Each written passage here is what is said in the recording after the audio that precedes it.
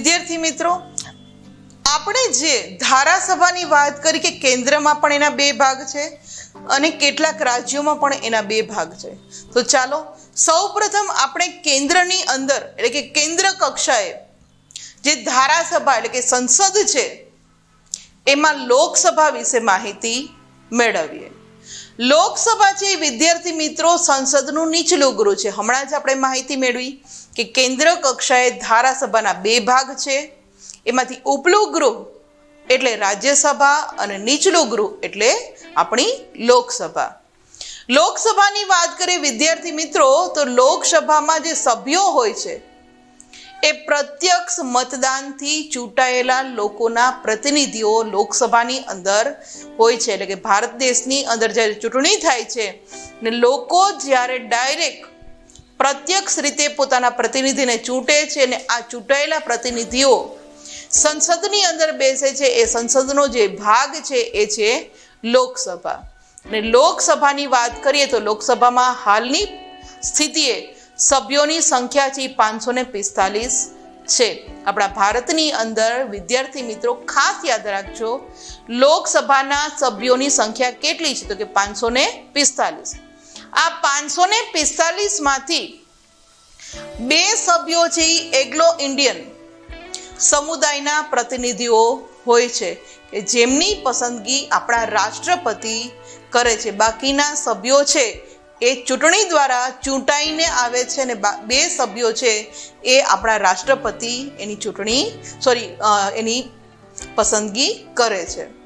વિદ્યાર્થી મિત્રો હાલની સ્થિતિ તો આ કાયદો જે છે બે સભ્યો એગ્લો ઇન્ડિયન એ નાબૂદ થઈ ગયો છે, પણ આ જૂની પરિસ્થિતિ હતી એ પ્રમાણે બે સભ્યોની છે એ આ રીતે પસંદગી થતી હતી.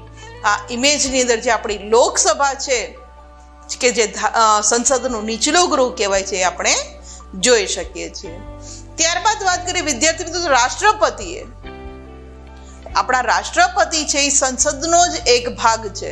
સંસદની અંદર આપણને ખ્યાલ છે બે ભાગ પડે છે, એક લોકસભા અને રાજ્યસભા.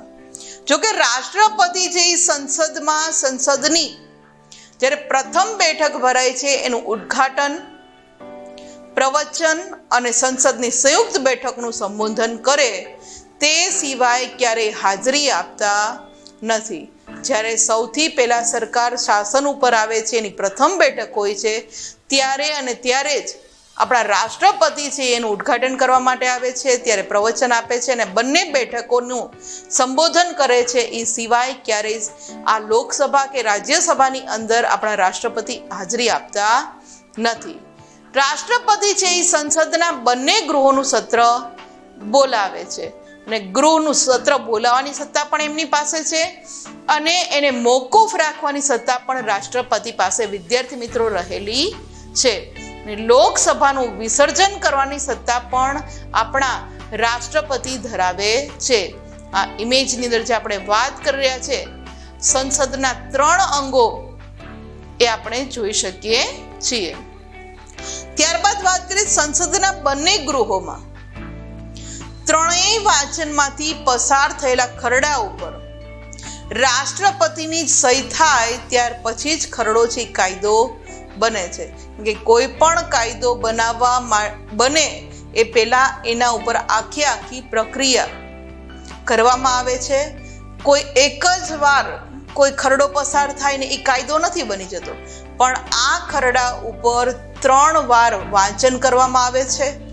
3 વાર એ વાંચન થયા પછી રાષ્ટ્રપતિ પાસે એની સહી કરવા માટે મોકલવામાં આવે છે અને રાષ્ટ્રપતિ સહી કરે પછી જ આ ખરડો છે એ કાયદો બને છે.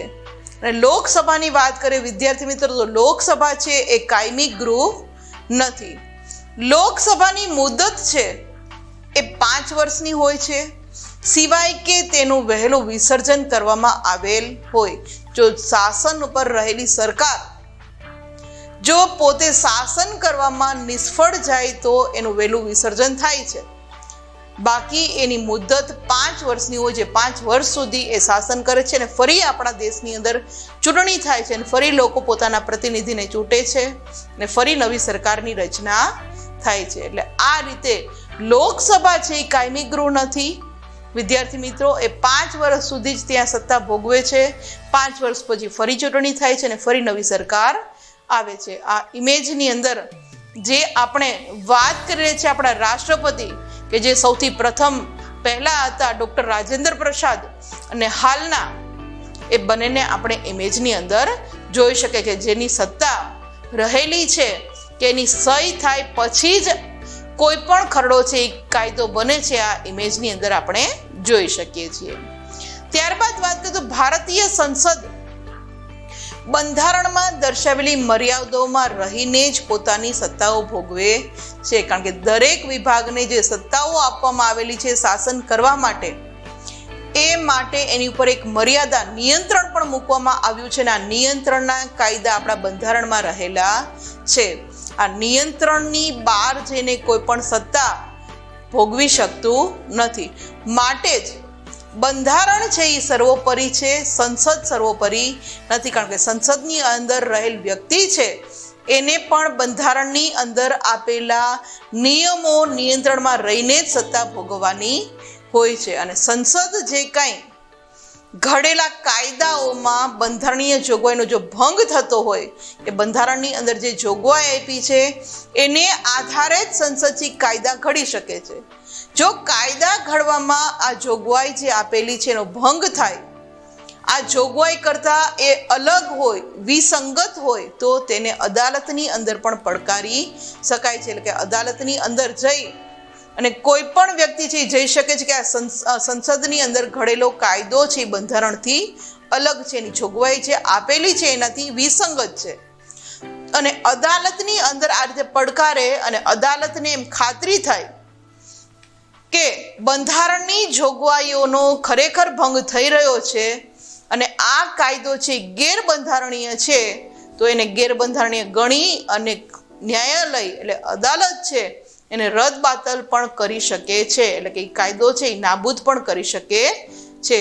આ ઇમેજની અંદર કોન્સ્ટિટ્યુશન ઓફ ઇન્ડિયા એટલે કે આપણું બંધારણ જે આપવામાં આવેલું છે કે જેની અંદર એમ કહીએ કે બંધારણ છે એ જ સર્વોપરી છે. આપણી સંસદ છે એ પણ આ બંધારણમાં આપેલી જોગવાઈ મુજબ જ સત્તા ભોગવે છે અને એના નિયંત્રણમાં રહીને કાર્ય કરે છે. માટે જ આપણે આ બંધારણને સર્વોપરી સત્તા કહી શકીએ છીએ.